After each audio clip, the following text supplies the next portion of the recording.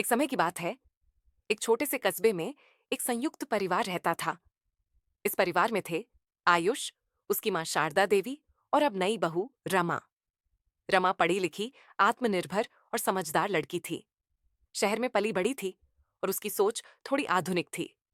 वहीं शारदा देवी एक पारंपरिक सोच वाली, अनुशासन प्रिय महिला थीं, जिन्होंने जीवन भर अपने नियमों और रिवाजों से घर को चलाया था। शादी के पहले दिन से ही रमा ने कोशिश की कि वह सास का दिल जीत सके। वह सुबह जल्दी उठती, चाय बनाती, घर के कामों में हाथ बंटाती। लेकिन फिर भी शारदा देवी के चेहरे पर मुस्कान कम और शिकायती नजरें ज्यादा होती। शारदा देवी बोली, आजकल की लड़कियों को कुछ भी ठीक से करना नहीं आता। गैस पर खाना बनाना छोड़ मोबाइल ही पकड़े रहती है। रमा हर बात को चुपचाप सुनती रहती, लेकिन दिल में कहीं ना कहीं चुभन होती। एक दिन रमा ने हिम्मत करके सास से कहा, रामा नम्र आवाज। मैंने कहा, माँ, मैं हर दिन कुछ नया सीखने की कोशिश करती हूँ। बस आप थोड़ा साथ दें तो शायद मैं और बेहतर कर सकूं। शारदा देवी ने कोई जवाब नहीं दिया। उन्होंने बस नजरें फेर लीं। दिन बीतते गए, रिश्ते में खामोशी बढ़ती गई। दोनों में कोई बड़ी लड़ाई नहीं हुई, लेकिन प्यार भी नहीं पनप पाया। फिर एक दिन शारदा देवी अचानक तेज बुखार में पड़ गईं।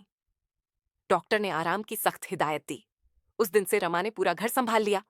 सुबह की पूजा से लेकर दवा देने तक सब कुछ रमा ने समय से किया। वह ऑफिस का काम भी मैनेज करती और साथ ही घर की जिम्मेदारियां भी निभाती। शाम को शारदा देवी की सहेली आई और बोली, सहेली बोली, अरे शारदा, तेरी बहू तो कमाल की है। सब कुछ इतनी शांति से संभाल रही है।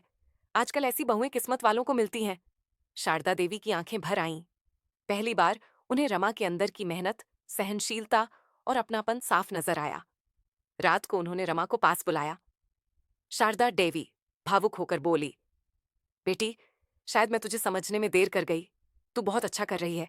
बस मेरी पुरानी सोच बीच में आ जाती थी। रामा मुस्कुराकर बोली, माँ, मैंने तो आपको माँ माना है। बस चाहती थी कि आप मुझे बेटी की तरह अपनाएं। उस दिन से दोनों के रिश्ते में एक नया अध्याय शुरू हुआ, जहां शिकायतें नहीं, समझदारी थी। परंपरा और आधुनिकता ने एक दूसरे को टकराने के बजाय सहारा देना सीख लिया।